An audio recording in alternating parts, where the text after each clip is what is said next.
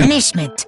But if you pick the wrong one, then I'll punish everyone besides the blackened, and the one that deceived everyone else will graduate. Okay, then. So, first off, let's talk about the murder weapon!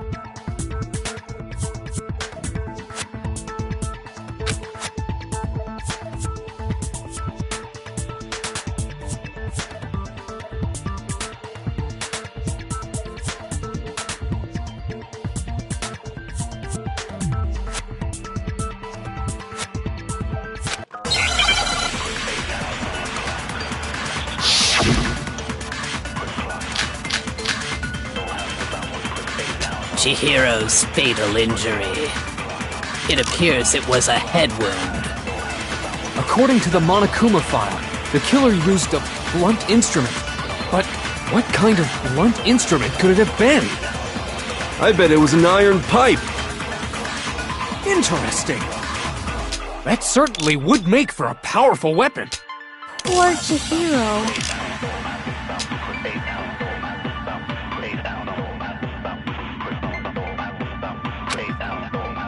Chihiro's fatal injury. It appears it was a head wound. According to the Monokuma file, the killer used a blunt instrument. But what kind of blunt instrument could it have been? I bet it was an iron pipe. No, that's wrong.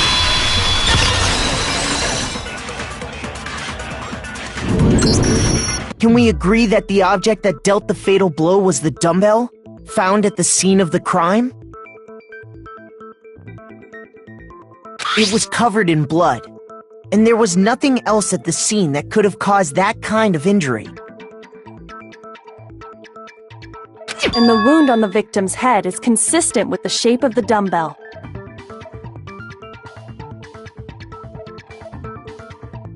As far as I'm concerned, there's no mistake and no room for doubt on this one. You looked at her head wound?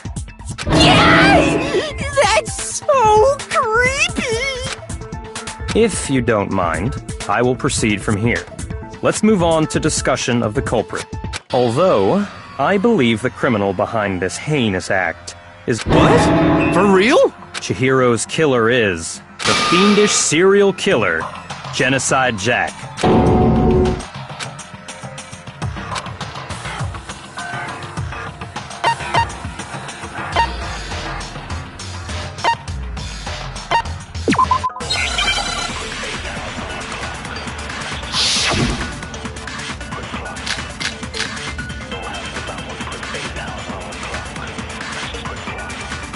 The culprit is Genocide Jack. I'm sure of it. Case closed, as far as I'm concerned. But that's impossible! Why? What makes it impossible? Well, I mean, come on! There's just no proof for it. Hey, so, speaking of Genocide Jack, I don't know who that is!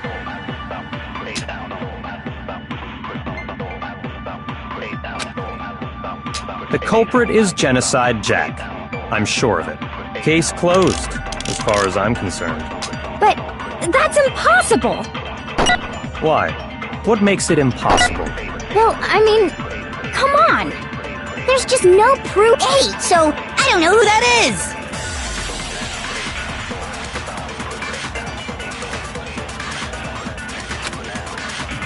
The culprit is Genocide Jack. I'm sure of it.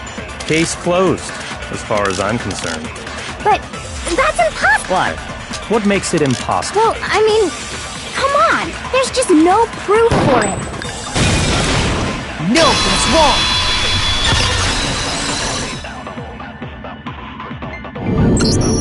I might know one reason he could be involved. What? I found this file while I was looking around the archive in the library. I guess it's some kind of confidential file the police put together about the Genocide Jack case.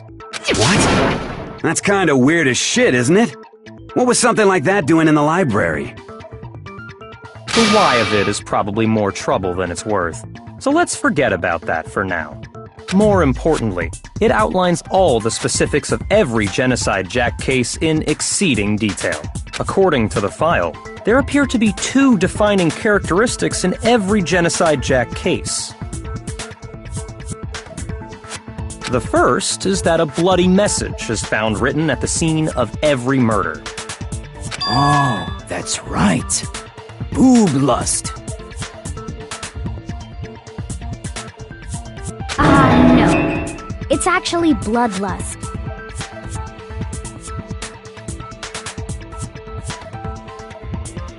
But more important is the other characteristic, and it's something that has never been made public. Never made public? What the hell is it? Why don't you tell them, Makoto?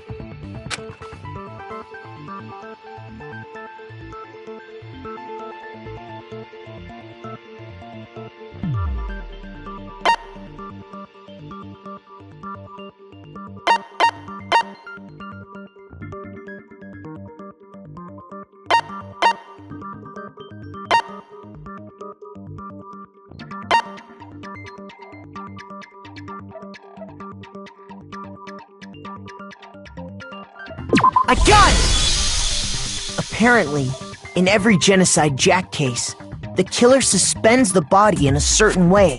Other than the killer, the only people who know about this are the higher-ups in the police department. However, Chihiro was most definitely suspended in the same way. So, how did the culprit know about this when only high-level police officials were aware of it? There's only one logical answer I can think of. It's because the culprit in this case is the real Genocide Jack. No fucking way! You're saying Genocide Jack is one of us? Yes, in fact, it's Toko. What? Genocide Jack's true identity is Toko Fukawa. What? Hey, okay, wait, hold on a sec. Toko has, like, bloodophobia or whatever, remember? What kind of serial killer is afraid of blood? Is Toko Genocide Jack? The answer is yes and no. Another riddle? Man, why is this gotta be so complicated?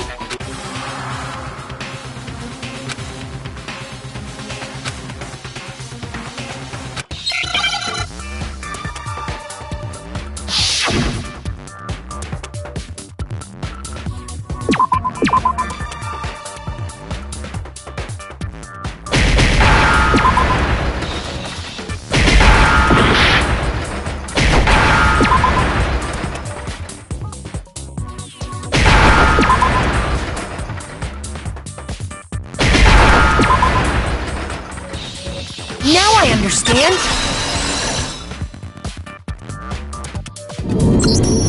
Is it because Genocide Jack has a split personality? Huh? I think I read that somewhere in the file, too.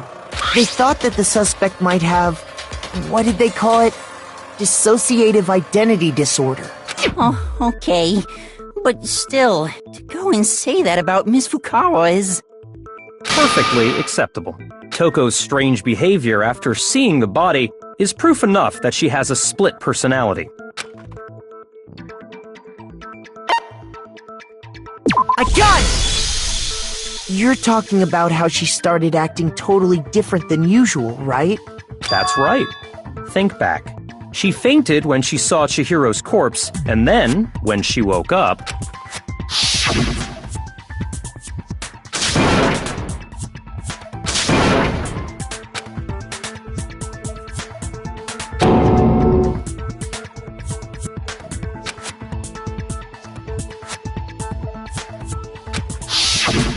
She was acting funny, that's for sure. That melancholy tone of hers completely disappeared. Don't go assigning adjectives to my tone without permission. Not to mention, once she regained consciousness and saw Chihiro's body again, she was utterly calm.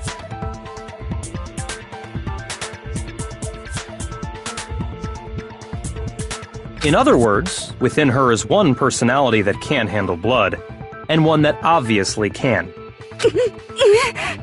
So when Toko trapped herself in her room,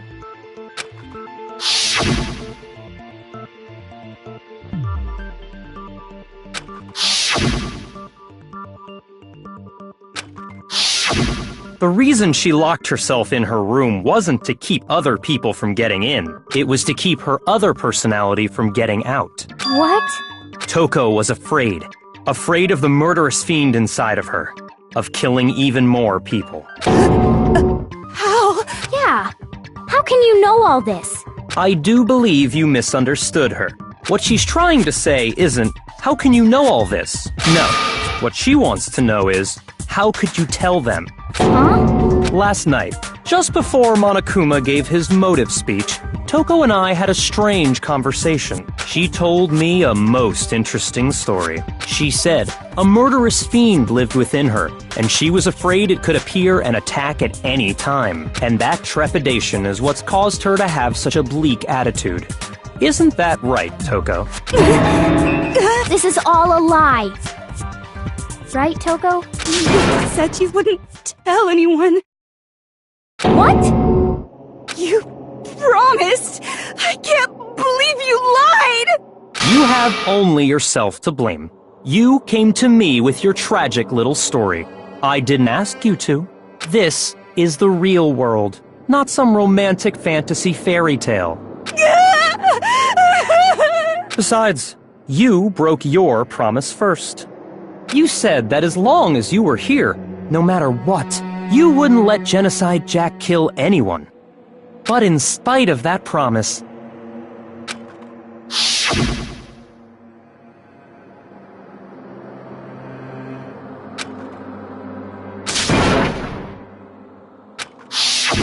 You said if I kept my promise, you would go out with me. That's the only reason I promised. how many times do I have to tell you?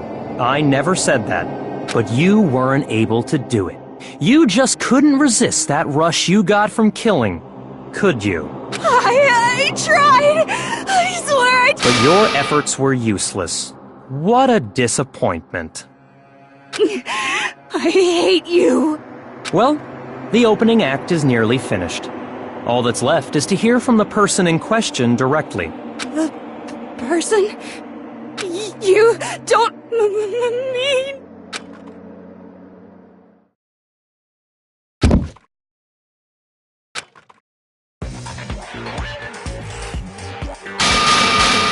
Well, hello there! Is it me you were hoping to see? What the heck? So you figured it out, huh? Well, whatever. What are you gonna do? I'm the ultimate murderous fiend, Genocide Jack! Or better yet, let's go with Genocide Jill! What the fuck is this? Toko, what happened to you? Not Toko! That's a loser name, and what happened is a textbook split personality! So what if one of them happens to be a serial killer? You should turn a blind eye to one's faults. So intense. Like they say, sound in murderous mind, sound in murderous body! This one is so different from the one we've come to know. Yes, well, the world is composed of a front and a back, you know. Just like how every inning has a top and a bottom, or how in the depths of every truth lives a little lie. Behind every dark and gloomy soul lives another that shines as bright as the sun!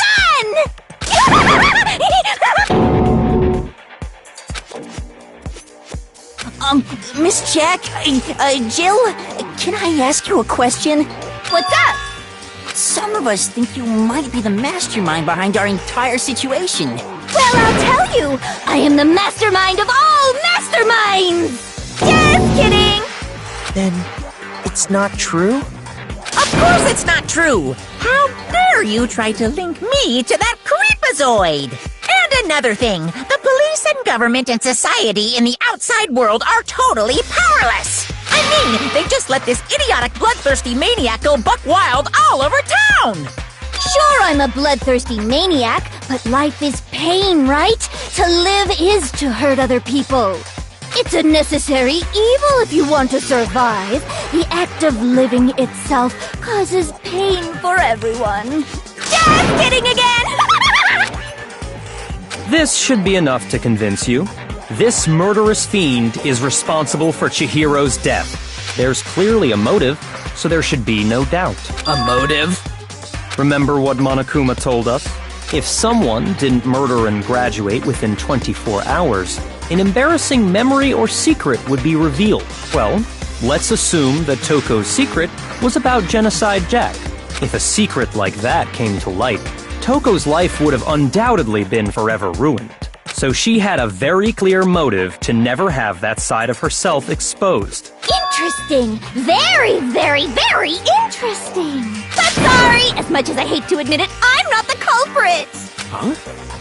But I cannot imagine anyone other than you could murder someone in such a bizarre fashion. Maybe so, but nevertheless, it's the truth. Do you really expect any of us to believe you? Yeah. I could never believe a word you say, you monster!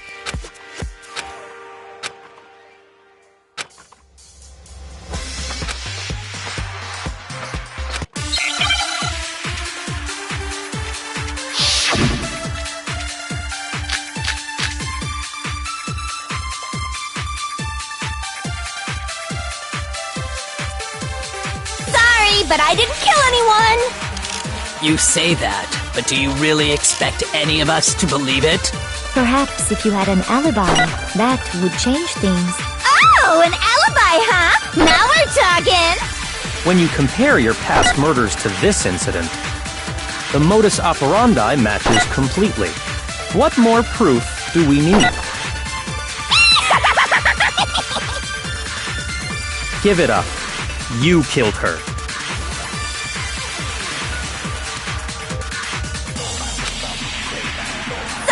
But I didn't kill anyone! You say that, but do you really expect any of us to believe it? Perhaps if you had an alibi, that would change things. Oh, an alibi, huh? Now we're talking! When you compare your past murder, the modus operandi matches what more proof do we need?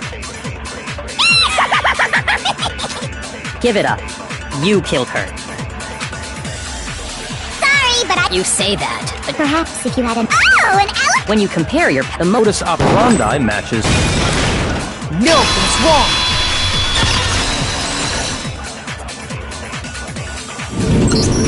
Are the methods of murder really exactly the same? I'm not so sure about that.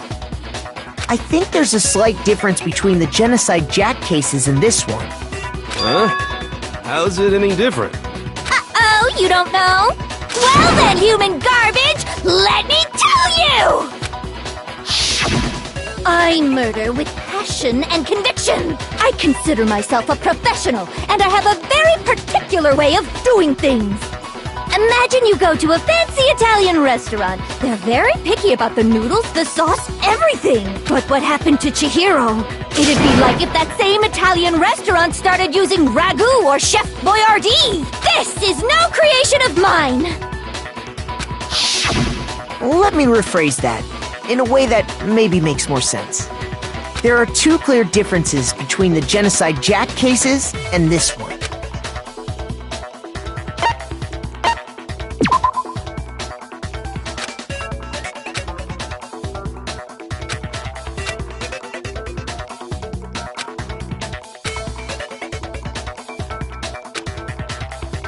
Shoot!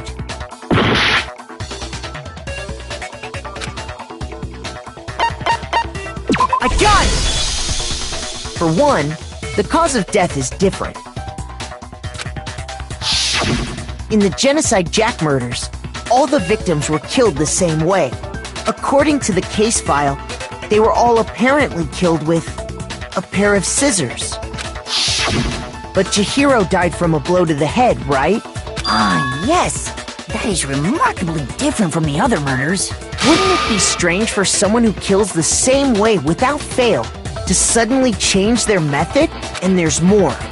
One more conflicting detail. That's right! In my recipe of murder, if the bloody message is the tortellini, then the arrangement of the body would be the pesto sauce! Could you please stop comparing killing people to cooking? So, are you saying the other difference has to do with how the body was arranged?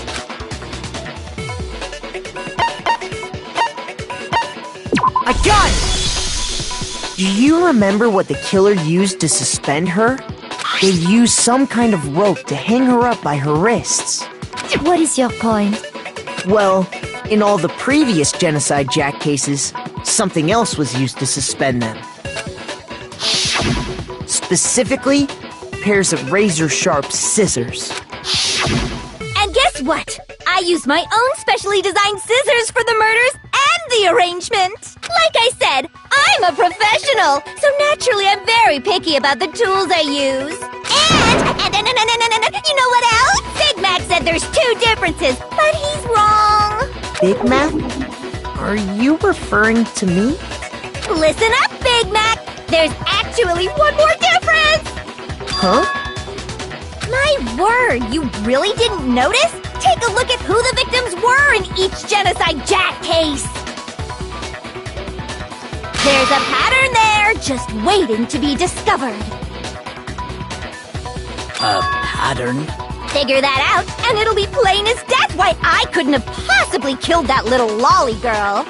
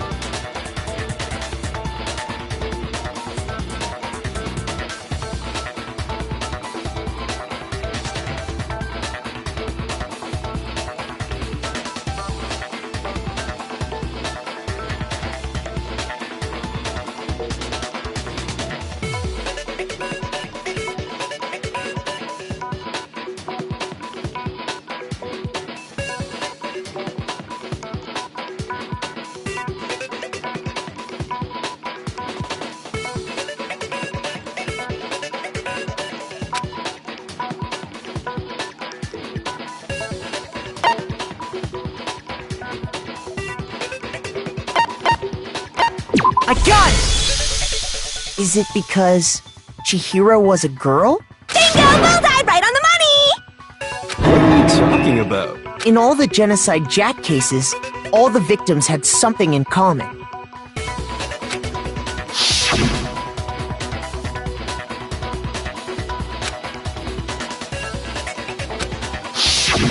They were all guys?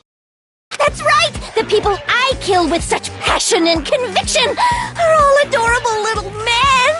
I can't believe I said it! I'm so embarrassed! The hell is wrong with you? I can't help it! I'm just a full-throttle boy-on-boy fangirl! And the mopey side of me just hates it! But now I'm on the fast track to becoming a full-fledged fan madam! So since Chihiro was a girl and not an adorable little man, you wouldn't kill her? Would an Italian chef suddenly start making ramen just because they're both noodles? Don't be stupid. I have too much passion and conviction to cross that line. That's the absolute reality of the one and only. We get it. You've clearly explained your hobby and your philosophy. But that's not all there is to it. It's a different matter entirely. When you're forced to kill in order to survive. Quiet, lowly cur! Lowly? Cur? I would never kill for a reason as petty as mere survival. And if by some fluke I did kill to survive, why would I bother with the message and arrangement?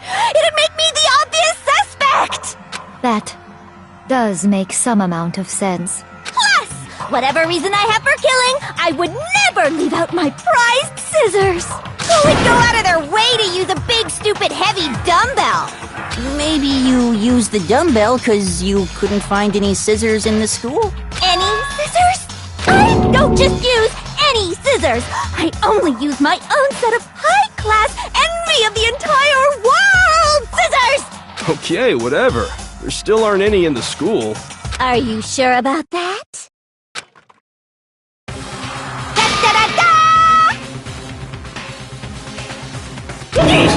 She's fully equipped! That's right! So I can kill anywhere, anytime! Why would I resort to dumbbells or rope when I have my trusty scissors by my side? Go ahead, tell me I'm wrong! You can't, can you? Gutter dogs, all of you! Not to mention, I have no clue how to tie a good knot! So rope's totally out of the question anyway! I have no idea what's going on anymore! Could such a heinous villain really be innocent? But the body really was suspended, right? And nobody but the police knew about that. Yeah! That's why we figured it had to be the real deal, and not some copycat killer or whatever.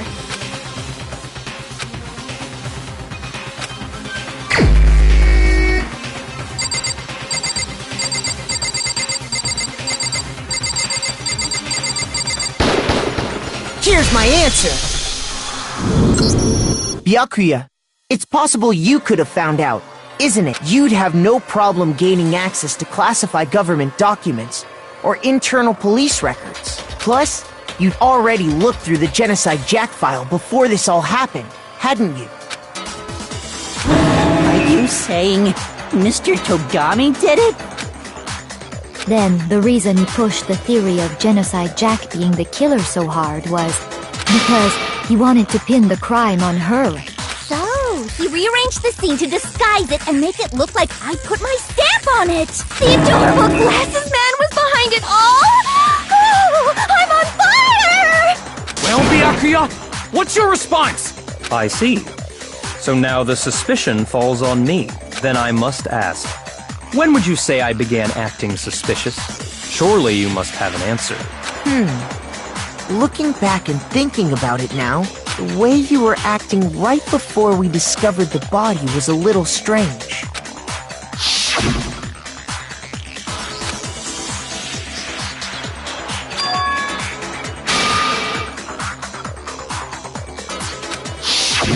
You wanted to go to the girls' locker room right away, right?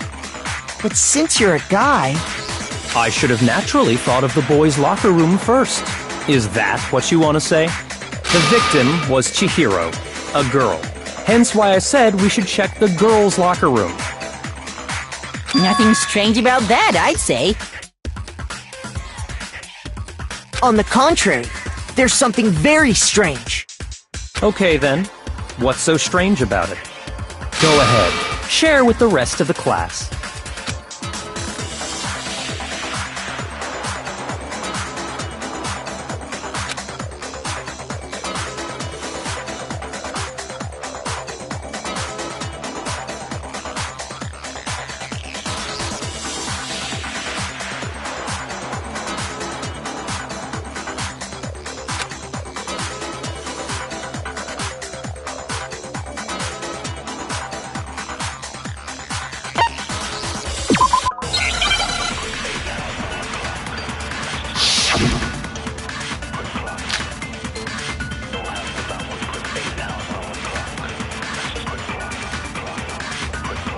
So...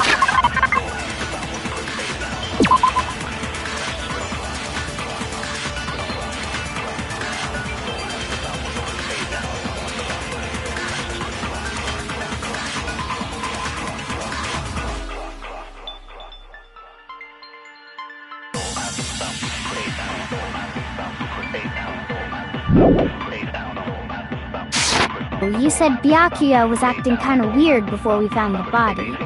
But he was acting weird... how? If you're presented with the opportunity to check out the girls' locker room... You absolutely take it! That's a natural reaction for any guy! The victim was Chihiro, who was a girl. So of course I would suggest we check the girls' locker room first. There was no time for pointless distractions. What's so strange about that? I wish you'd taken me with you.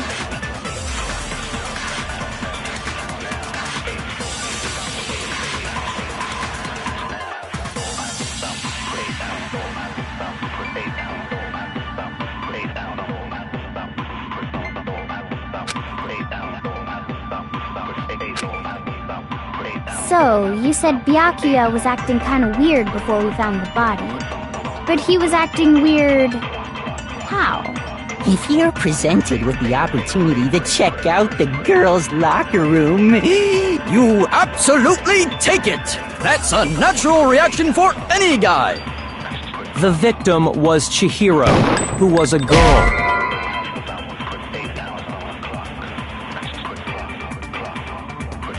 Shoot!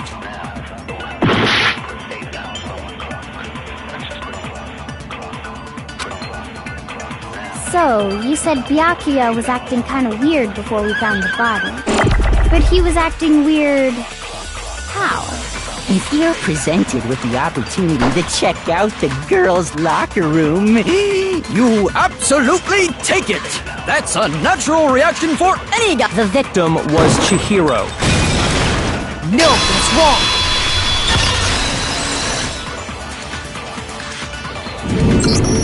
I'll tell you what's so strange about that.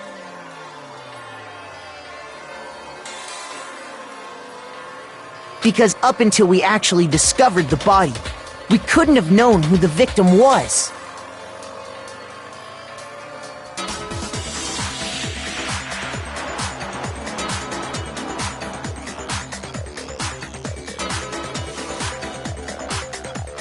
So your claim that you went to the girls' locker room first because Chihiro was the victim doesn't hold up.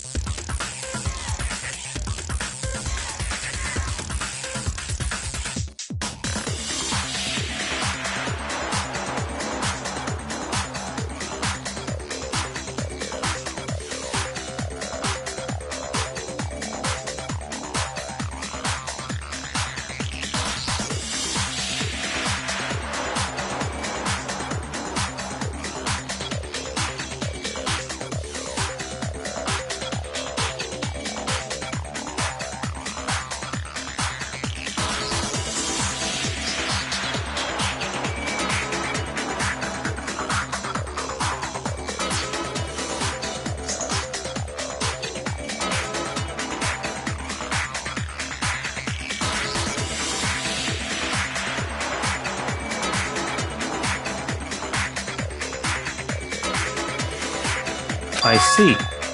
That's a good answer, I must admit. Interesting. Very interesting indeed. But your reasoning is still too weak. Huh?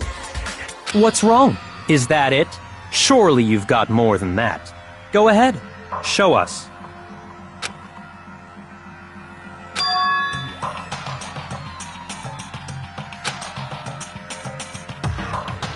What's the matter? You're not finished already, are you? There must be more to it. There is. I think. There is more to it. Think about it. We just talked about the differences between this case and past Genocide Jack incidents. The proof you're looking for is hidden in there. Oh? Proof that I'm the culprit, you mean?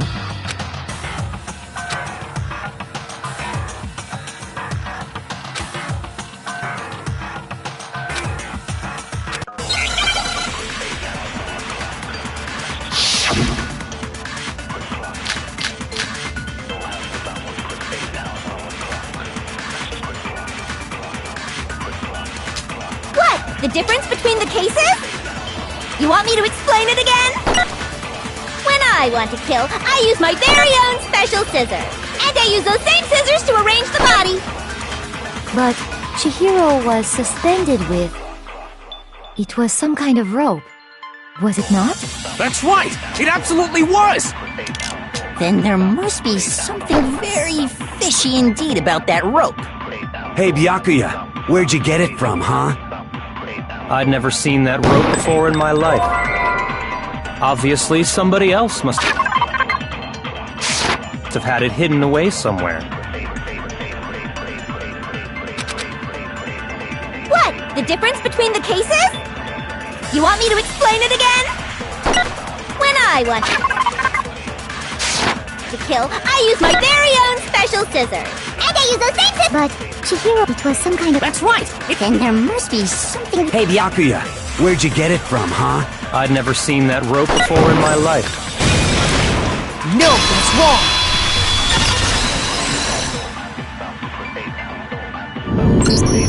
Actually, I'm pretty sure you have seen it before. Because, you see, that rope, or should I say, that extension cord? What? An extension cord? Byakuya, you've used the extension cord in the library, and the same extension cord that was in the library all this time went missing after the murder. And there's no way someone who uses that extension cord as much as you do wouldn't discover that fact. And Byakuya must be the one who took the extension cord. I can't imagine any other possibility. That's really what you think? Then your conclusion is something like this? I killed Chihiro in the girls' locker room, then hung her up and wrote that bloody message. I intentionally made it look like Genocide Jack was behind it. Is that about right?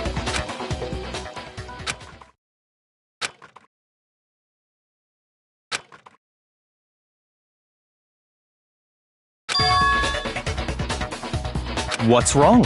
I asked you if you think that's what happened. Hell yes, that's what happened. So that's it, right? Byakuya's the killer. I don't disagree with not disagreeing. He kept calling this a game, right? So he'd be totally willing to do something like this to win. Sorry, but could we hold on just a second? I think we need to talk about this a little more. Huh? Do we really need to? We've already decided who did it. I know, but still, there's something that's still bothering me. Is that right? And what, pray tell, is still bothering you? I killed her in the girls' locker room, then disguised my crime.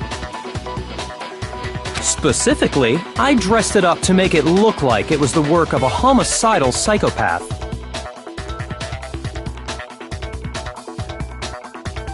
What about all that bothers you?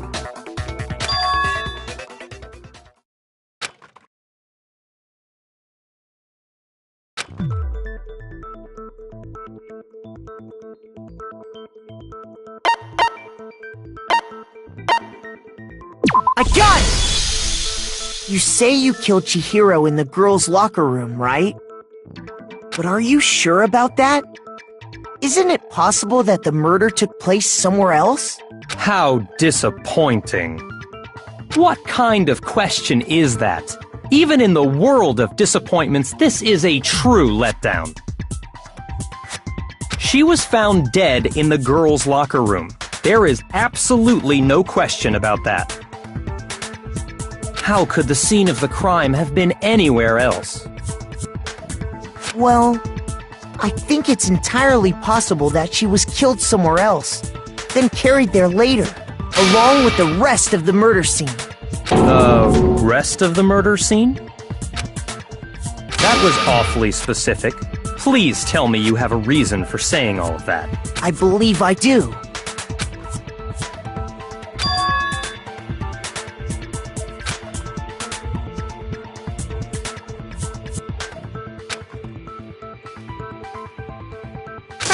Don't just move on without permission! What do you mean she was killed somewhere else? Come on, Makoto. If there's any chance the murder took place somewhere else, let's see the proof.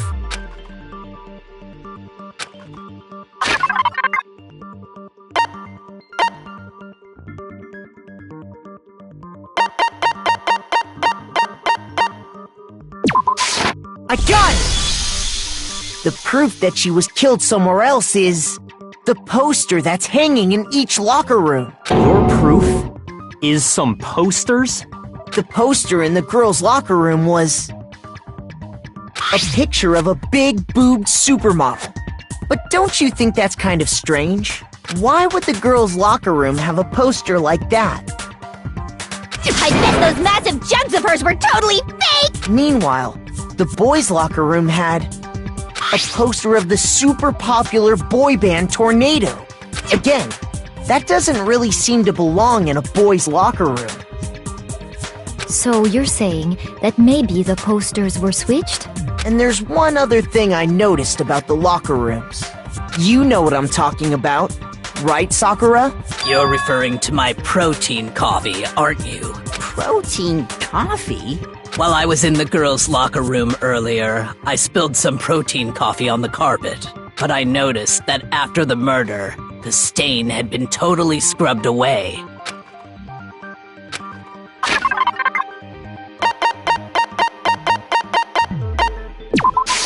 I got it! The stain on the girls' locker room carpet wasn't scrubbed away. In fact, I found it on the boys' locker room carpet. That's definitely the stain from my protein coffee. Then, does that mean that the carpets were switched too? But why would anyone do that? To move the murder scene from one locker room to the other. It's certainly plausible, don't you think? What? In other words, in order to completely swap the scene of the crime, the blood-stained poster and carpet were moved along with the dead body. By doing this, the killer was able to change the entire room where the murder took place. I can certainly follow your reasoning, but why? Huh? Why would they go through all that trouble of switching the scene of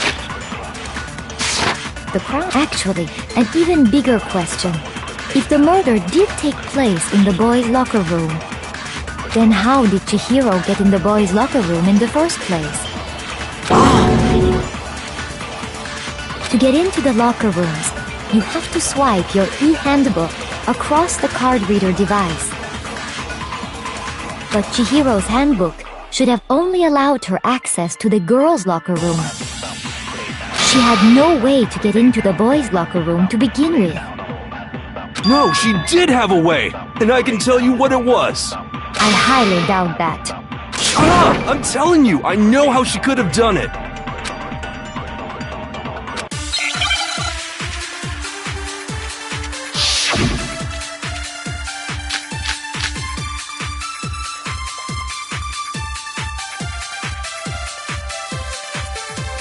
Is it really possible?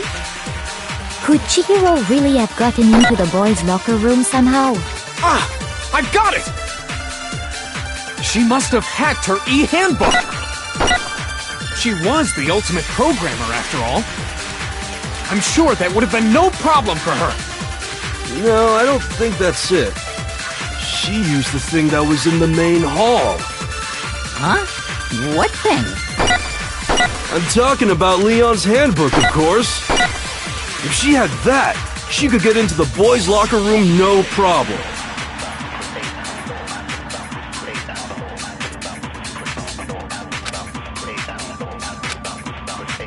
Is it really possible?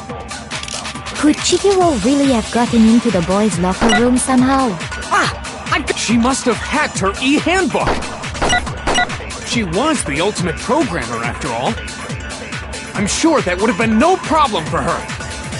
No, I don't think that's it. She used the thing that was in the main hall. Huh? What thing? I'm talking about Leon's handbook, of course. No, that's wrong!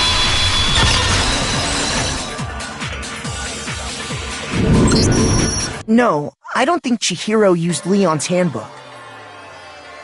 Why not? Because Leon's handbook was broken. Oh. Well, then, yeah, I guess that'd be pretty impossible, huh? I am struck silent by how quickly you gave up. Plus, isn't there a regulation against using someone else's handbook? Actually, the rule states that loaning your handbook is prohibited. It says nothing about borrowing one. In other words, you could borrow a dead person's handbook all you want, and you'd be safe. Yup, yup, yup! Hit the nail square on the noggin! Of course, if it were broken, that wouldn't make any sense anyway. So then, she must have hacked hers like I said. She used her ultimate programmer skills and... Psst! You can't fix an e-handbook! The instant you open one up, a security buzzer starts blaring! So, if she didn't use Leon's handbook, and she didn't modify her own handbook. Maybe Mr. Naegi's initial assumption is just wrong? It seems like there's no way she could have got into the boys' locker room. So I guess so. Okay then, I vote for Byakuya.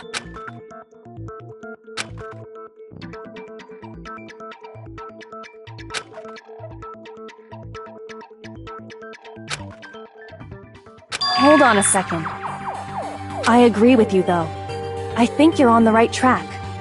What the? You finally decide to open your mouth and that's what you've got to say? There's no way she could get in the boys' locker room, right? So... Why are you so sure she couldn't get in? There's still one other way she could have gained access. What? What are you talking about? What other way is there? Well, to explain that, why don't we take a little break from the trial? I'd like you all to come see something. Wait! Just what do you think you're doing? Don't worry. This'll make the whole trial more exciting. I'm sure that thought must please you. Huh? It'll make things more exciting? Well, alright then. I declare an official class trial recess. Huh? For real? Now then, what is it you want to show us? It better not be boring or I'll be very unhappy. Oh, I have no doubt it'll meet your lofty expectations. So, shall we...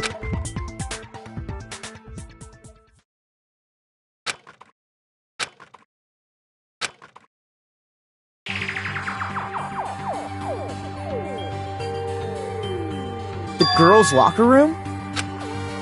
We've already searched this place top to bottom! What are you trying to pull, Missy? I'd like you to examine the victim's body one more time. Be sure to examine the entire body very carefully. Examine her carefully? No way! It's probably best if I don't run my hands all over a girl's dead body. It's not that I'm creeped out or anything, it's just... based on religious grounds, you know?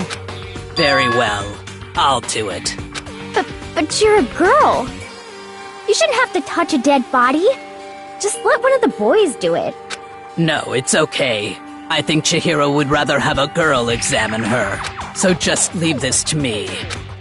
Sakura. What is this? Some kind of secret girl-on-girl action? That's not it at all. Stop screwing around. Okay, here I go. I'm sorry, Chihiro. Please excuse the intrusion. Be sure to check her entire body, and Her entire body? I know you say that, but... What? This is... What is it? Not possible. It's not possible. This girl is what? Is a boy! Ah, I see. So she was actually a he. What? You're joking, right? I wouldn't joke about this. Then it's really true? Chihiro was... a guy? Oh, what, you guys didn't know? Heck, I knew that right off the bat! Chihiro Fujisaki was totally a guy! He was a cross-dresser? Oh, I'm really on fire! I wish I had killed him! So that's what Kyoko wanted to show everyone, huh? Yes, that certainly does make things much more exciting. Now let's ride this wave of excitement back to the courtroom. I do apologize for keeping you waiting. Now then, let's resume the class trial. We've all just learned of the shocking revelation that Chihiro was actually a boy. Let's pick up from there. Yes, well, I don't know his reason for hiding it, but the fact is, Chihiro was not a girl, but a boy. And because the victim was male, he would have had no problem gaining access to the boys' locker room. Assuming his handbook did, in fact, list his gender as male, then yes, that would be true. Of course his handbook said he was a boy. He dressed like a girl, but he was a boy through and through. So then, there should be no issue with Makoto's initial assertion. The victim was killed in the boys' locker room, and was then later moved to the girls' locker room, and the killer could have easily used Sayaka or Junko's handbook to get into the girls' locker room. So Chihiro really was killed in the boys' locker room? I still don't understand the motive for moving the body, but yes, that does seem plausible. Well, I must admit, I did find it rather odd. I knew he felt a little off. There was a certain incongruity to his female body. This is the most titillating situation! So now everything has been connected. All the mysteries have finally become clear. Okay, well, connected or clear or whatever. We still think you're the killer, remember? Very interesting. This has become very interesting indeed. He's off in his own little world. What about you, Makoto? After everything we've learned, do you still think Byakuya's the killer? Well, without a doubt, Byakuya is the one that made Chihiro's death look like Genocide Jack did it. But I think he might not actually be the killer after all. What? But aren't you the one who accused him in the first place? He just seems to be too easygoing about all this. Like he's enjoying us solving the mystery. The way he's acting, it makes it seem like it doesn't have anything to do with him. And you think that might be because it doesn't have anything to do with him? Plus, the evidence he left behind was a little too... how can I put it? He consciously chose to use the extension cord, knowing it could connect him to the murder. At least, that's how I see it. And Byakuya, when you found out the murder took place in the boys' locker room, it seemed to rattle you. And then again when you found out Chihiro was actually a guy. If you really were the killer, that stuff wouldn't have had any effect on you. So that's your thinking, huh? Well, it bothers me that you don't have more concrete reasons, but it's fine. I guess I'll mark it as correct for the time being. Mark it as correct? He's right. I am not the culprit. I just happened to come across the corpse in the girls' locker room and decided to alter it. Are you fucking with us right now? No, I am not effing with you right now. I'm telling you the truth. Well, I find it very hard to believe. Go ahead. Find it very hard to believe. You're free to be executed along with the rest of us. If you're really telling the truth, then why? What? My reasons hardly matter right now. Uncovering the culprit is much more important, wouldn't you say? Now then, if it wasn't me, who was it? Well, I don't think I can say for sure without talking about it a little more. We're seriously gonna keep going? We're all good, aren't we? I thought it was clear Byakuya did it. No, I'm with Makoto.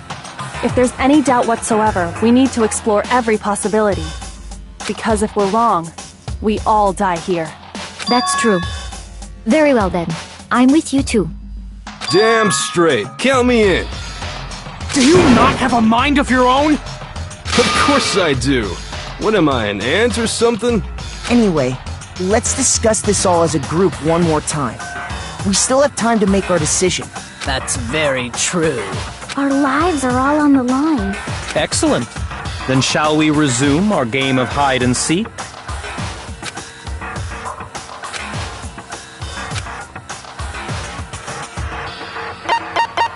I got it!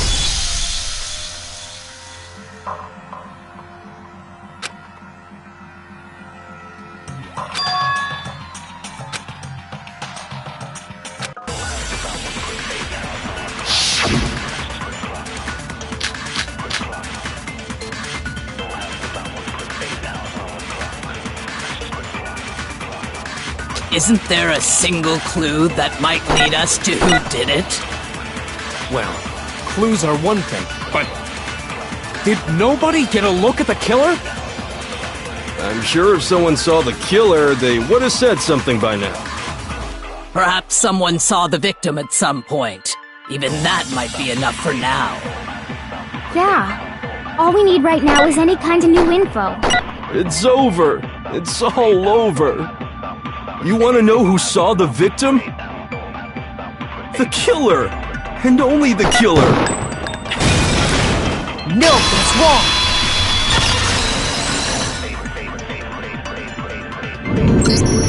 I believe someone else did see the victim before he was murdered. What do you think, Celeste? Now that you mention it, yes, I did see him. Huh? Really? Oh, but I suppose only Makoto knows about this. The rest of you had no idea, did you? That is why you're all making such ugly noises. Whatever! Just hurry up and tell us! It was last night, right before nighttime. I saw Chihiro in the dormitory warehouse. I saw him stuffing a track jacket into a duffel bag. And then, I assume, he headed off to exercise. A track jacket and a duffel bag? But we didn't find anything like that at the murder scene. It seems likely that the culprit destroyed them to get rid of any evidence. And that is when he said something that struck me as rather odd.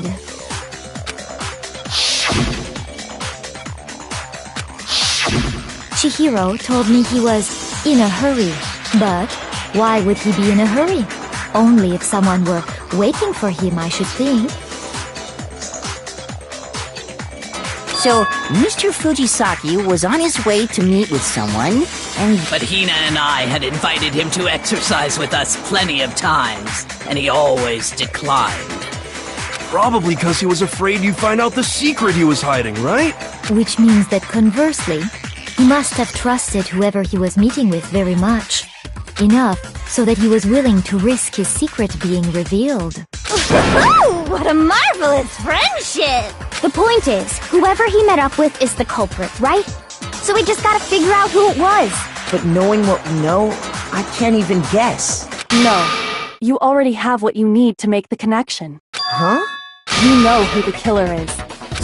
Seriously? Who is it?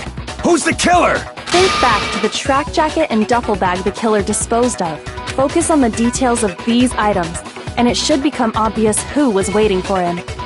Are you sure about that? You really think we can figure out who did it based on 2 pieces of evidence that we don't have? What? You want to track down some fingerprints or something? Even if we had the equipment for that, we wouldn't know how to use it. As was noted, the evidence is already gone. There's nothing to get fingerprints from. Maybe, but we can make certain inferences if we just take the time to talk it out. Easy for you to say, but fine. Celeste, did you notice anything special about the bag or jacket?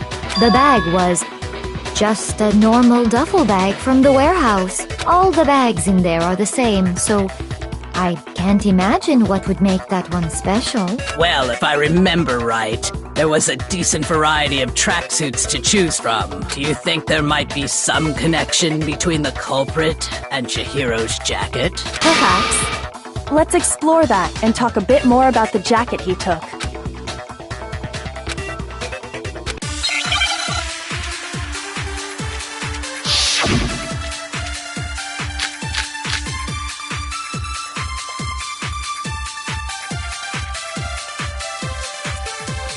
First of all, we know where Chihiro was headed. He was on his way to go exercise. So next we have to ask, why did he choose the specific tracksuit that he did? What do you mean, the specific tracksuit? I got it! He picked that tracksuit because it matched the one the culprit was wearing! So, what you're saying is, the killer was wearing the same blue tracksuit? No, that's wrong!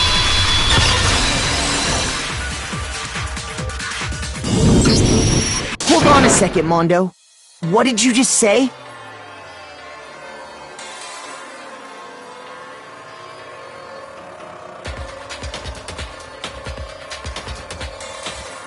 Huh? What'd I say? When Celeste testified a few minutes ago, she said...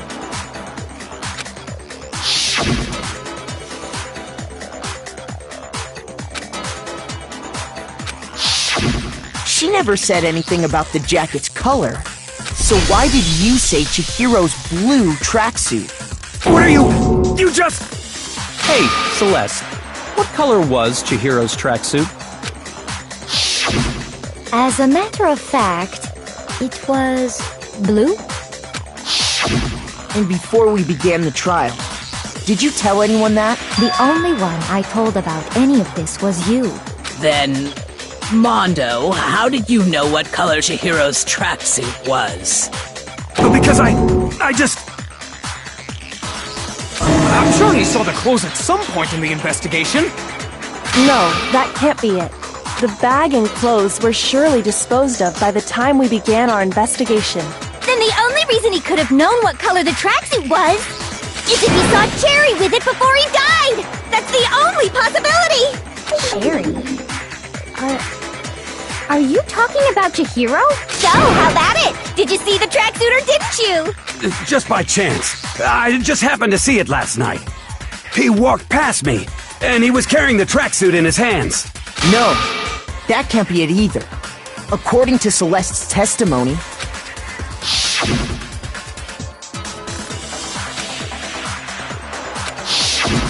when Celeste noticed it, Chihiro made a point of making sure the jacket was completely in the bag. If you just ran into him briefly, you couldn't possibly have seen what color the tracksuit was. It would appear you've dug your own grave. Perhaps. But you handed him the shovel, didn't you? That's why you said what you did. Focus on the tracksuit and it'll be obvious who he met with? What a bunch of nonsense.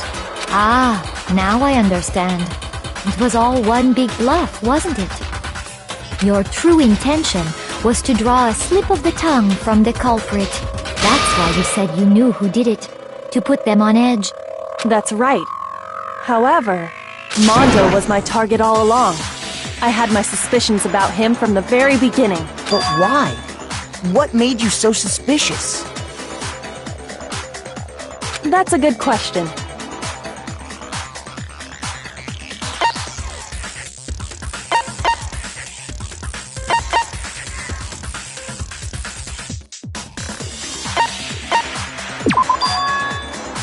There was a certain turning point that tipped me off.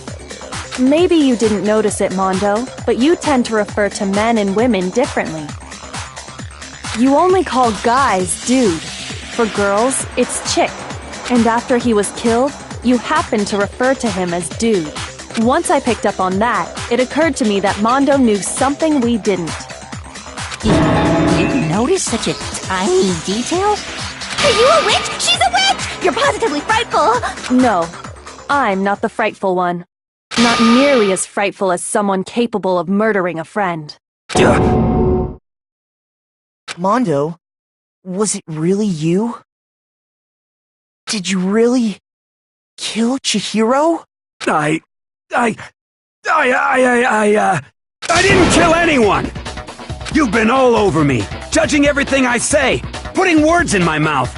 What gives you the right to treat me like a goddamn criminal? Yeah! He would never do something like that! This is a false accusation! It's true. My reasoning on that is pretty shaky. That was fast. Well, this does present us with a problem. It seems we are all out of leads. My time has nearly come. That's what my little ghost friend is telling me. Oh yeah, that reminds me. Hifumi, weren't you telling me you'd found some evidence? Really? What kind of evidence?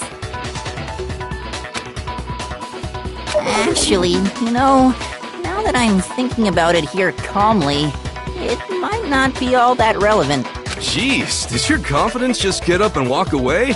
It's fine, man. Just... If you, What do you have there? It happens to be an e-handbook. I found it laying on the ground, so I scooped it up.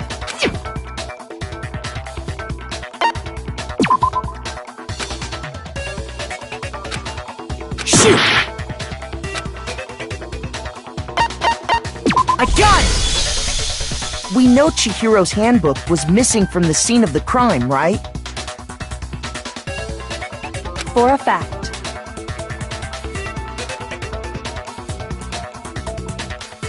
For a fact indeed. I was totally sure I'd found it. Then it must hold some clue about the culprit, right? Well, that's what I was hoping. But it's busted. It won't even turn on. I imagine the culprit broke it to get rid of any evidence after the murder. That's odd. I didn't think the handbooks were quite so fragile. You're right. They're not. They're totally waterproof and shock resistant. It would take an awful lot to break one. And yet, this one does appear to be broken, as is Leon's, sitting useless in the main hall. For all your confidence, that is a remarkably high failure rate. Do you think there might be some kind of mystery in there somewhere? How precisely did the handbooks get broken?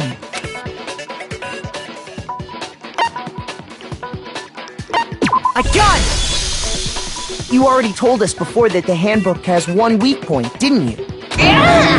You remember that?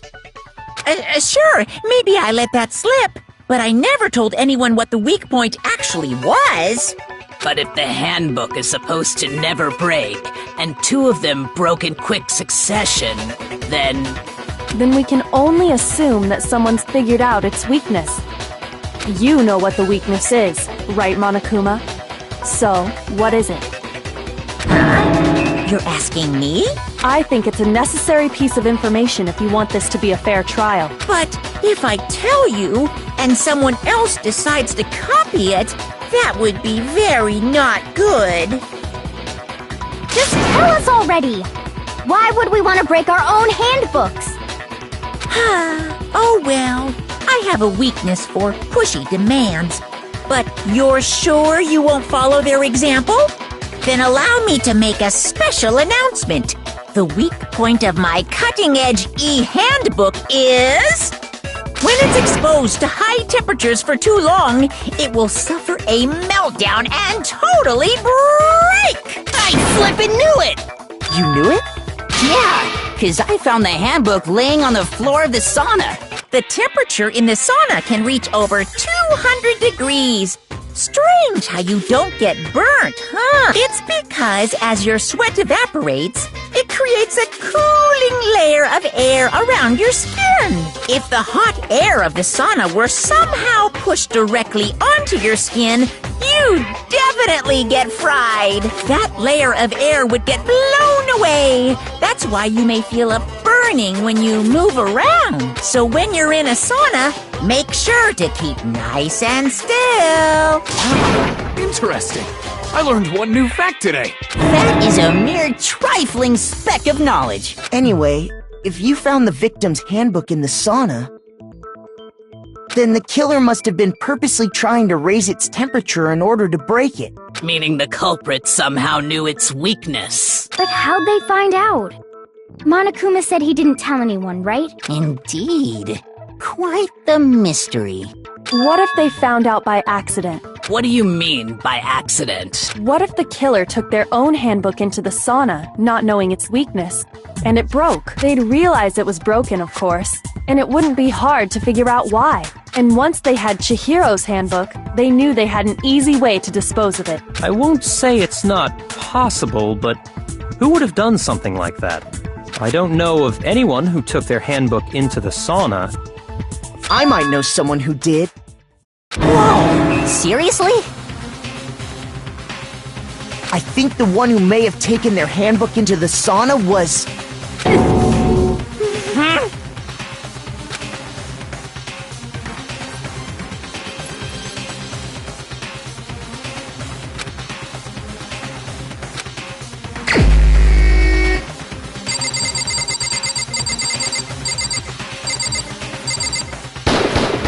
Here's my answer!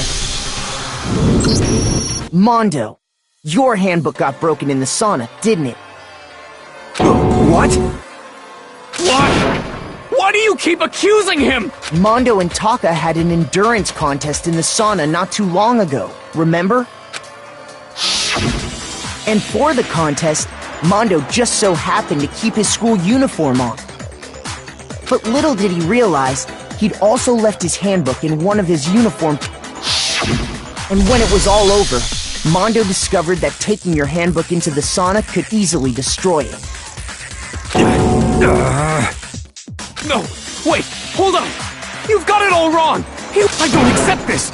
Show me the proof! The actual solid proof!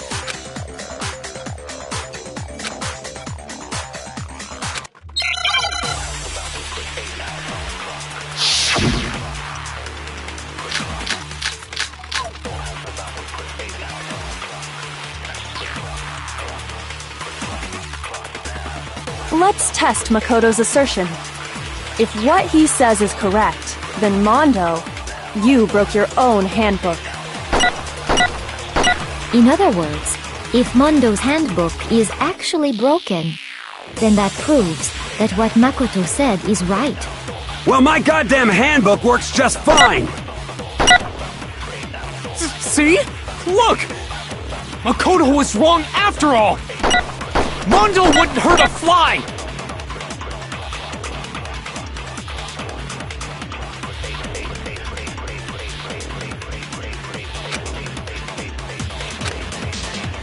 Let's test Makoto's assertion.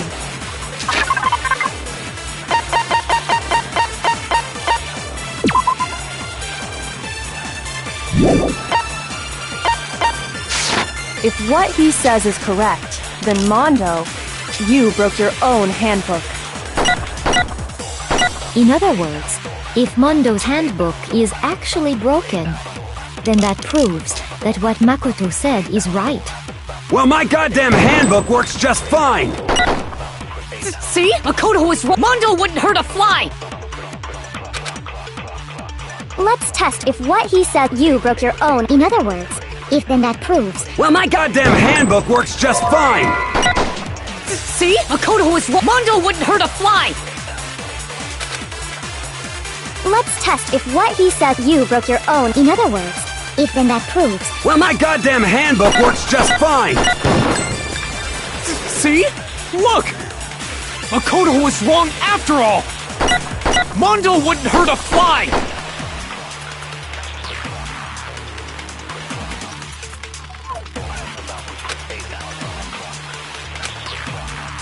Let's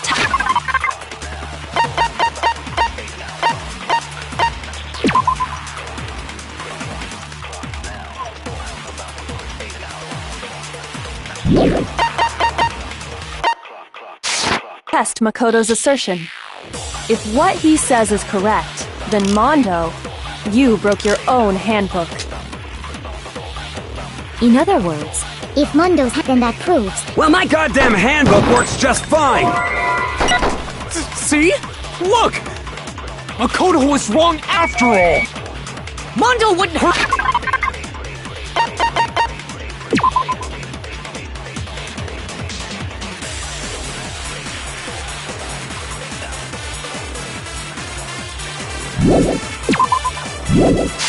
The fly!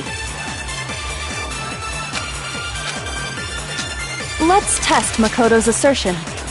If what he says if you broke your own. In other words, if then that proves that what. Well, my goddamn handbook works just fine! See? Makoto was wrong. Mondo wouldn't hurt a fly! Let's test if what he says you broke your own. In other words, if then that proves. Well, my goddamn handbook works just fine! See? Look! Makoto was wrong. Mondo wouldn't hurt a fly!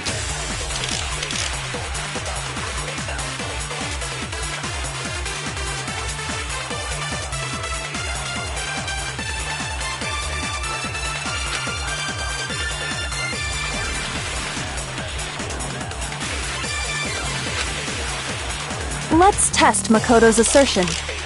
If what he says is correct, then Mondo, you broke your own. In other words, if Mondo's handbook is. Then that proves that. Well, my goddamn handbook works just fine! See? Look! Makoto was wrong after all! Mondo wouldn't hurt a fly! let's test Makoto's assertion. If what he says you broke your own. In other words, if then that proves. Well, my goddamn handbook works just fine! See? Makoto was wrong. Mondo wouldn't hurt a fly!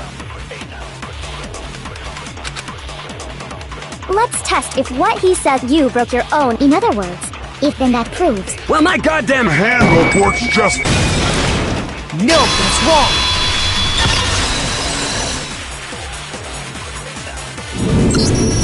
Mondo, the handbook you have right now, is it really yours? The fuck is that supposed to mean? The broken handbook that was in the main hall. Isn't that one actually yours? What the heck are you talking about? What I mean is, I think Mondo swapped his handbook out for one that actually works. I think he took Leon's handbook and replaced it with his own. After all, Monokuma said himself that Leon's handbook never should have broken. That's right! The punishment it suffered wasn't nearly enough to destroy it. So then, the broken handbook in the main hall is actually Mondo's, which would mean that the handbook Mondo has right now is actually Leon's. But doesn't that violate the school regulation that says loaning out your handbook is prohibited? Well, here's how I look at it. There is a rule about loaning your handbook to another student, but if they're dead, they're not a student. It's kind of a gray area, I admit. But no worries. If anything, it just makes things more interesting. As such, I decree that exchanging handbooks with a corpse is not a violation of the rules. Well, Mondo, if I'm wrong about this, you're welcome to say so. I'm happy to admit I made a mistake, but... Son of a bitch! What's wrong, bro? Come on! Tell him he's wrong! You are wrong! You have to be wrong! Everything you just said is wrong! You made it all up! Okay, then why don't we look back on this case one more time, from the beginning? That way, everything will become clear.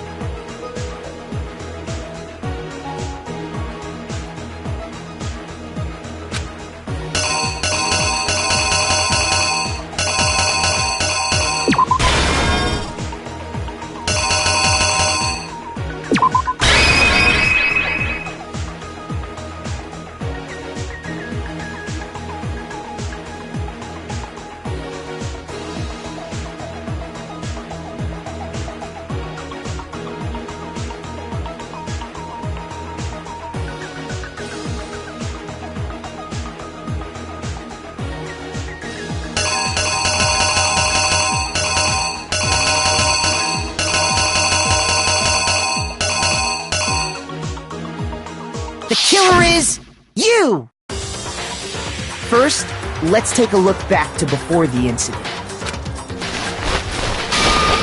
Last night, Celeste saw Chihiro in the warehouse, correct? At the time, she was apparently stuffing something into a duffel bag. That something was a blue tracksuit. You can confirm this, right, Celeste?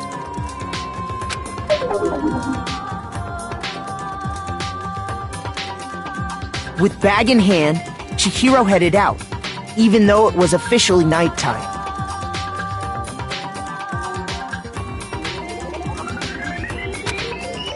She made her way to the locker room, specifically the boys' locker room. But how could the victim, who was apparently a girl, access the boys' locker room? Simple, because she was really a he. Which is why he was able to use his own e-handbook to gain entrance to the boys' locker room. Once inside, he met with someone there. And the person he met was the one who killed him. It seems likely that the killer grabbed the nearby dumbbell and attacked him. And that's where the bloodstains on the poster and carpeting in the boys' locker room came from.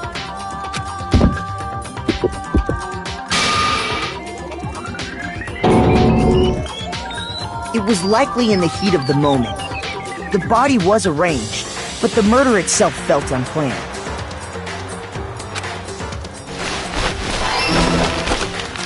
Which is why the killer hurried to try and hide the act. First, pulling up the bloodstained carpet. Then, removing the bloody poster.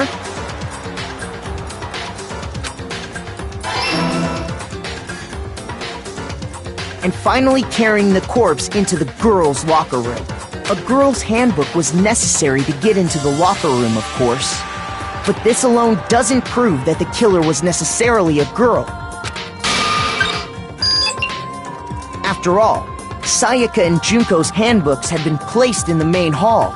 Using one of those, a boy could get into the girls' locker room without much problem. And that's exactly how the killer did it. With the carpet and the poster they brought with them, they got to work.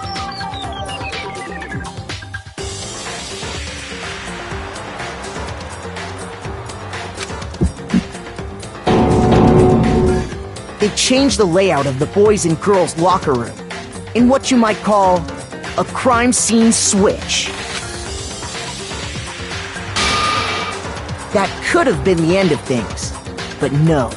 Byakuya discovered the body and decided to intervene in the situation, making things even more complicated.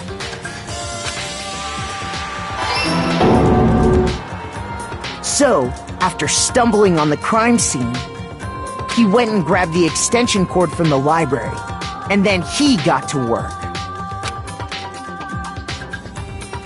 He used the cord to string up Chihiro's lifeless body.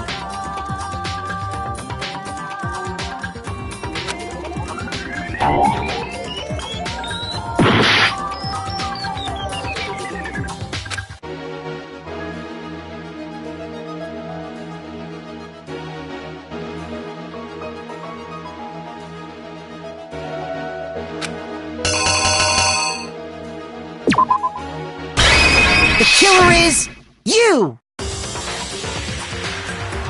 He used the cord to string up Chihiro's lifeless body.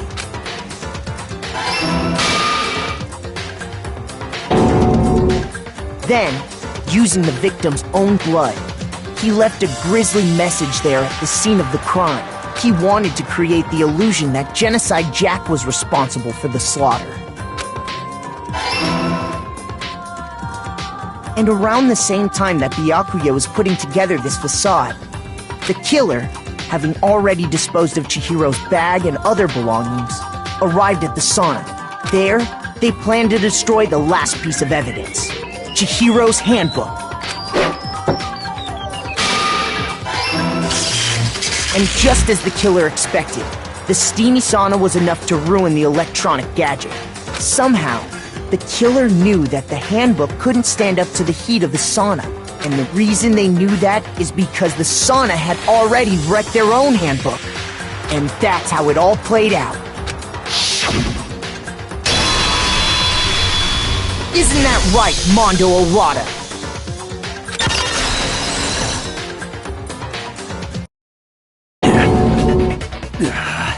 Wait! No! This can't be right! Where's your evidence? Yeah! Where's your evidence? You need evidence! You need proof! Without any proof, you can't pin any of this on him!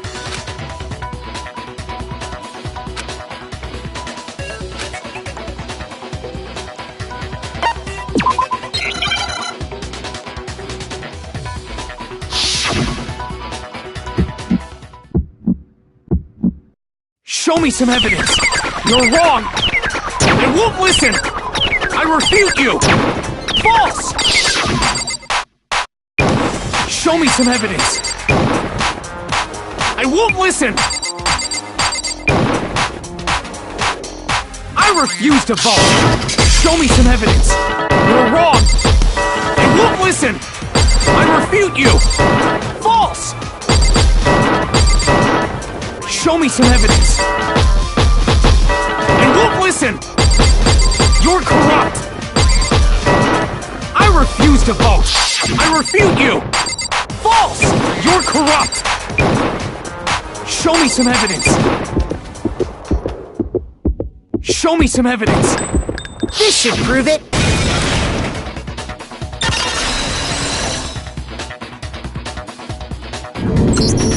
If my thinking so far is right, Mondo must have replaced his broken handbook with Leon's. In which case, we can just check each of our handbooks right now. Once we do that, we'll... We don't gotta do that. Huh? Yeah. I did it. I killed him.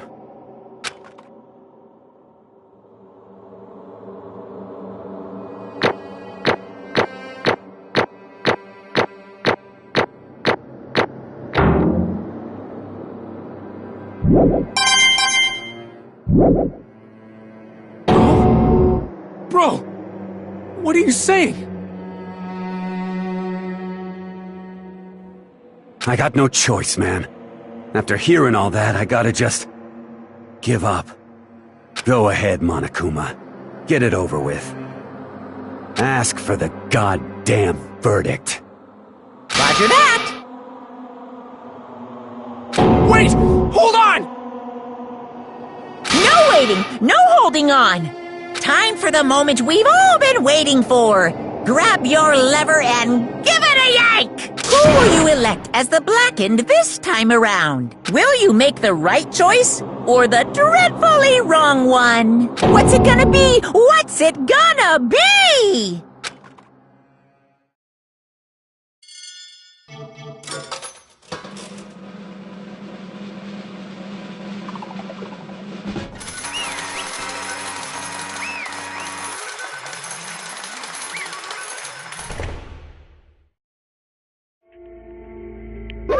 What?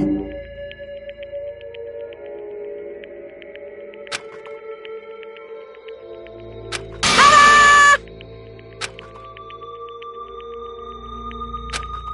Unbelievable.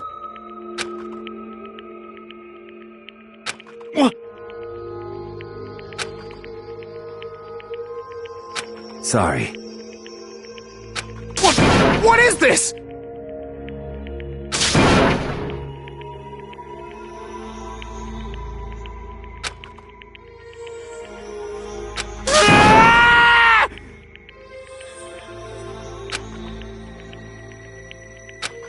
Now then. Actually,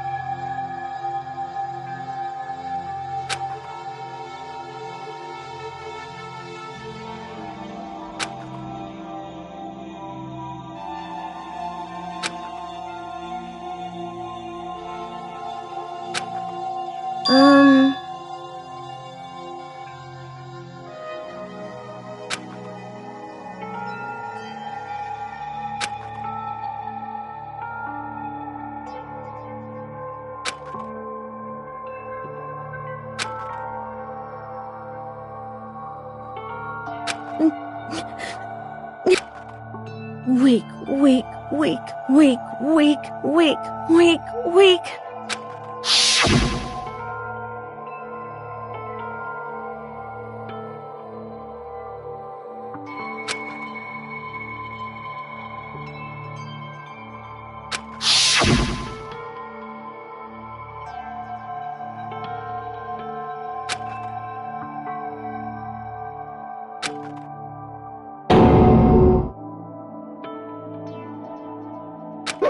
Hey,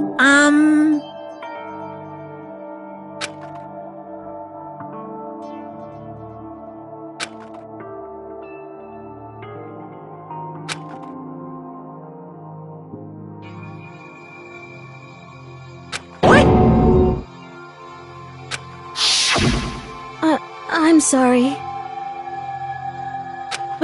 But...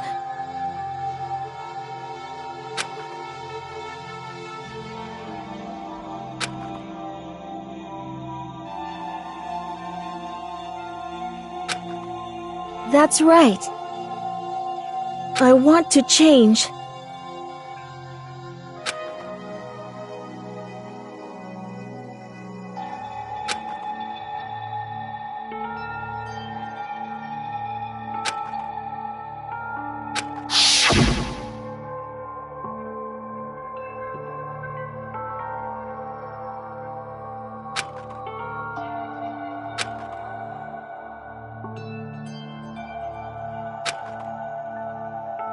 hey,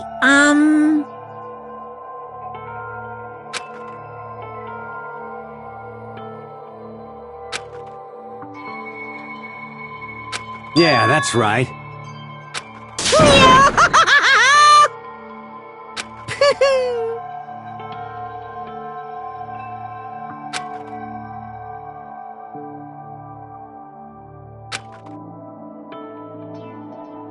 uh-huh.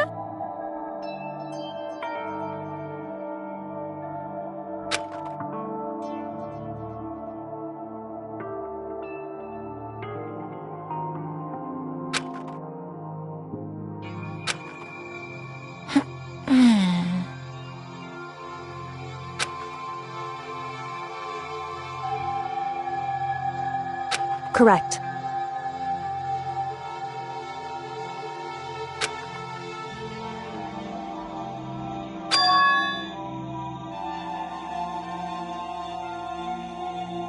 Indeed.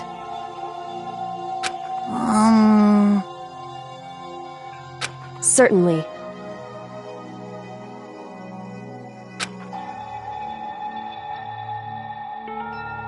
But...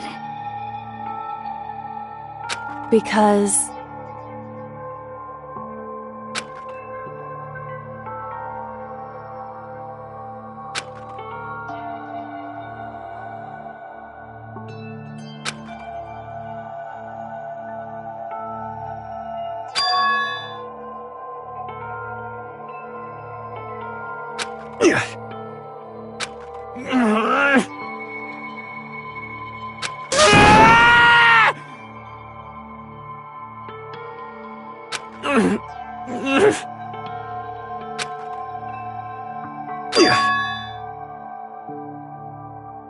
I knew it.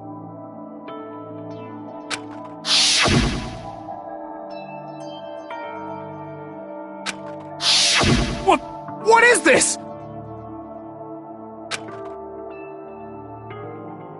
You're wrong! Don't make me repeat myself.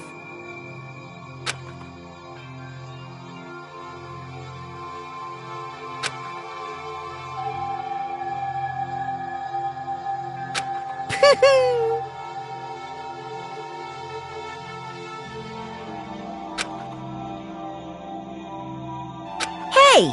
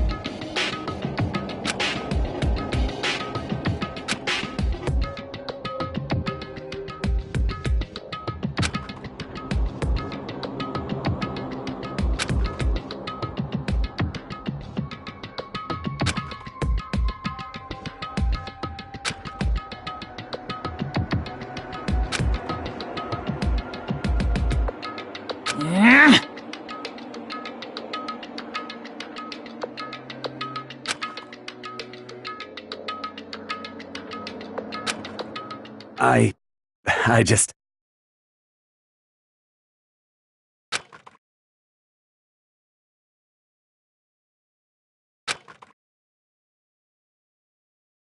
Don't fuck with me!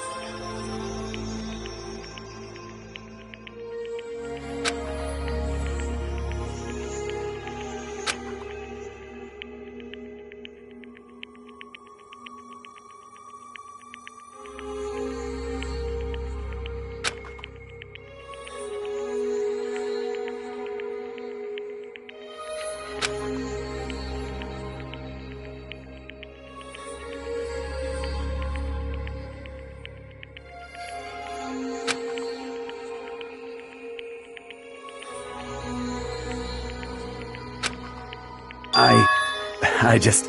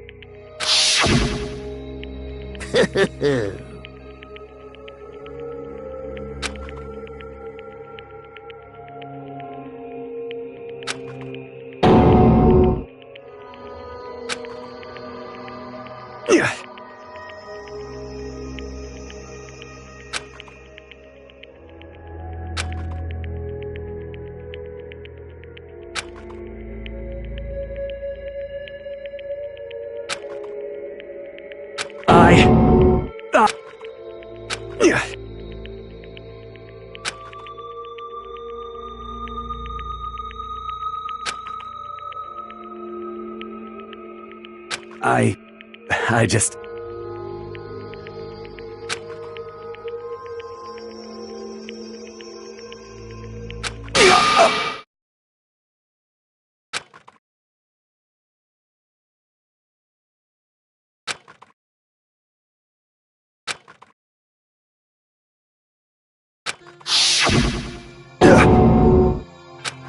I'm sorry.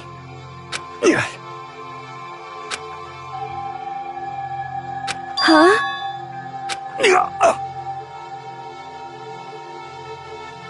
But... I want to change.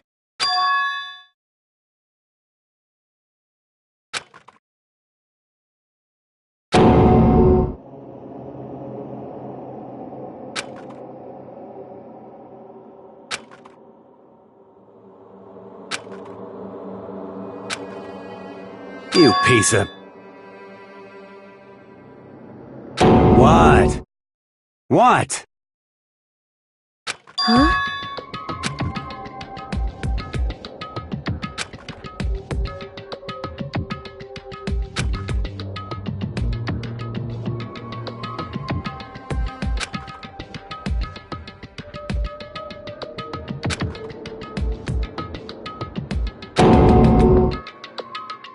What?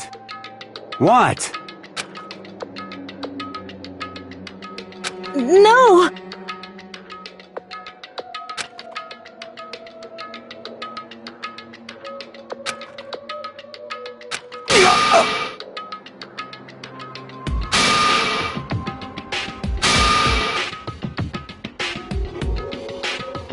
What's wrong? Damn you!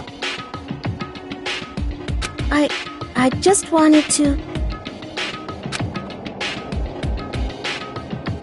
Yeah, that's right.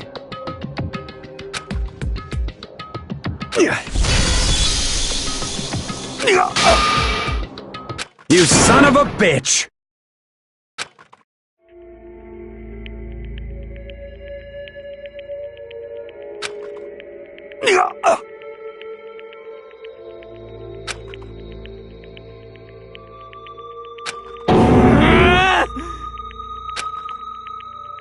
I killed him. I killed Chihiro. Even after all this time, I'm still just as weak as I've always been. And thanks to that, I did something I can never take back.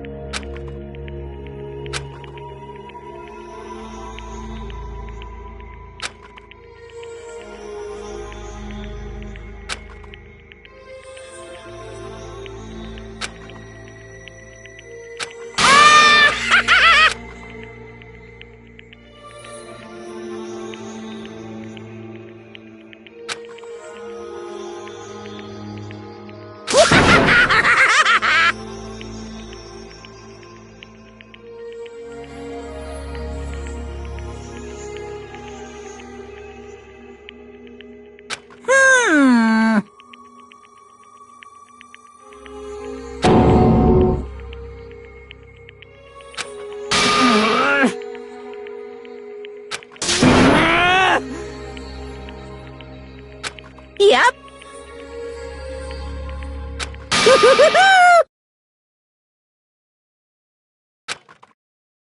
It can't be. Well now. Ridiculous. Now then, I've prepared a very special punishment. Let's give it everything we've got. Sorry, man. I couldn't keep the promise we made. From one man to another.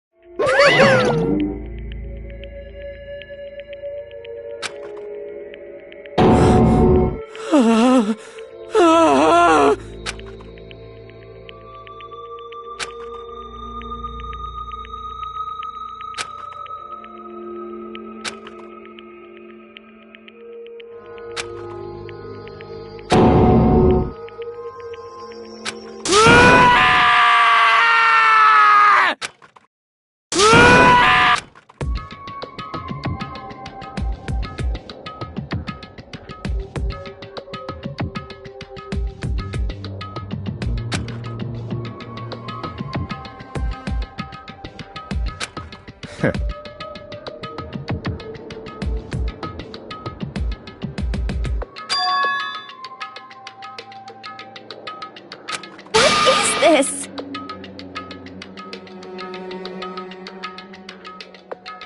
Naturally. Hey. However,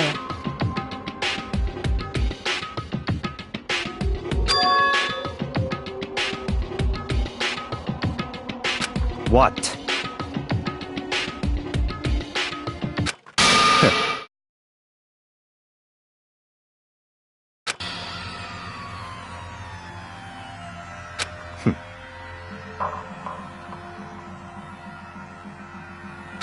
Honestly.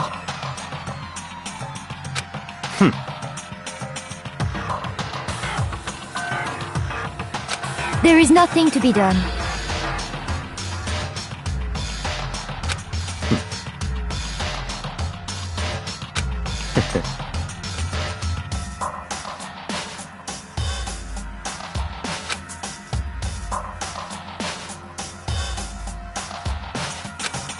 What?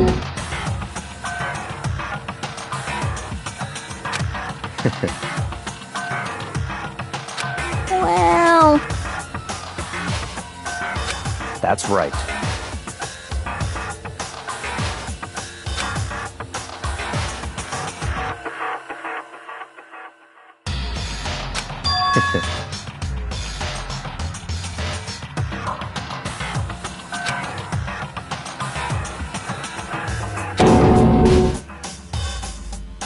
I see.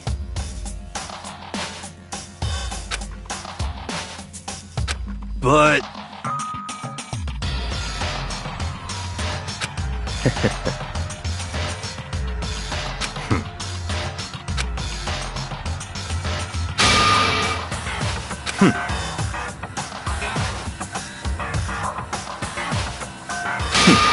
Interesting.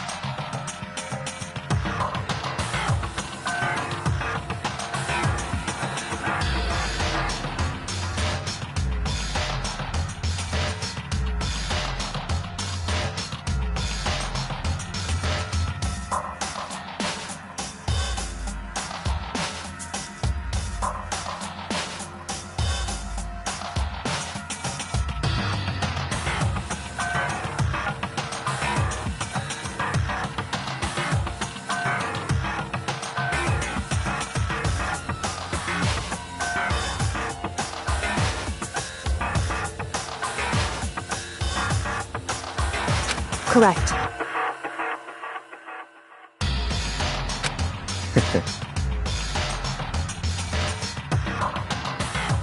Indeed.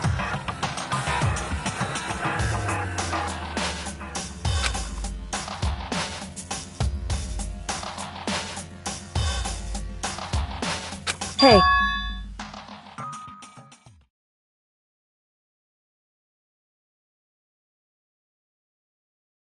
What's this?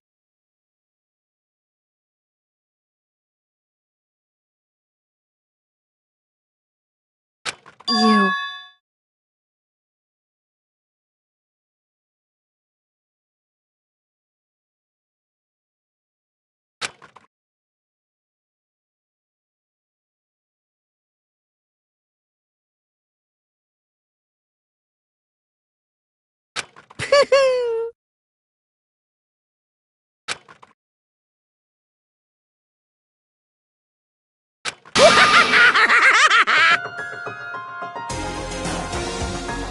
What?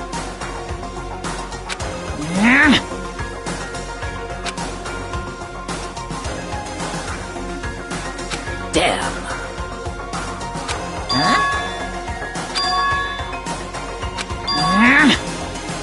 What the heck?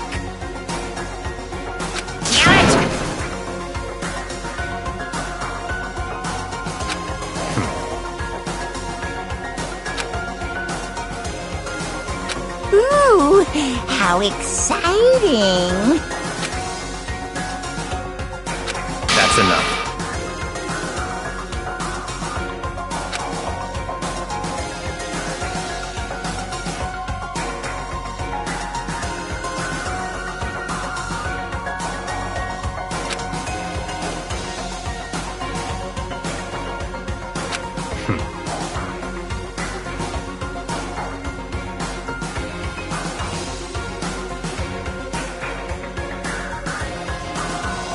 In the name of my family.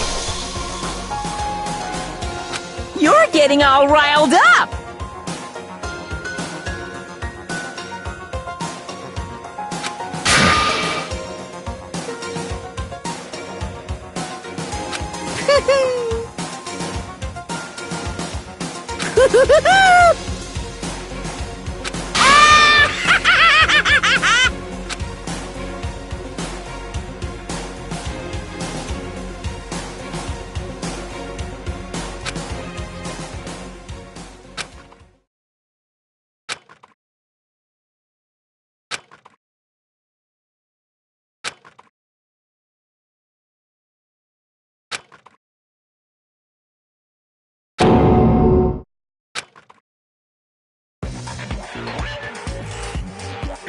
Well, anyway, like I was saying, this is a pretty good spot. Yeah, a really good spot.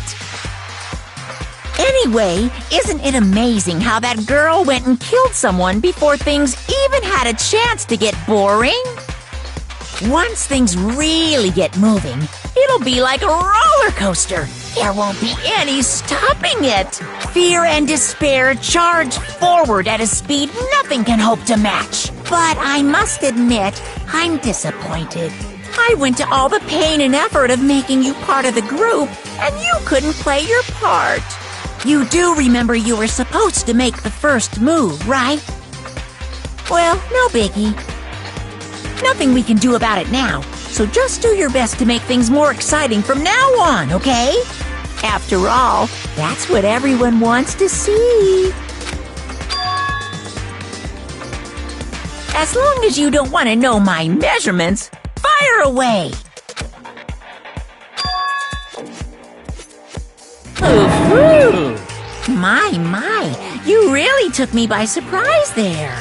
I know I said you could ask anything, but super denied, ultra denied, demonic denied. Because you see, that's my ace in the hole. And nobody'd be dumb enough to reveal that, right? No matter how close they were to their friends.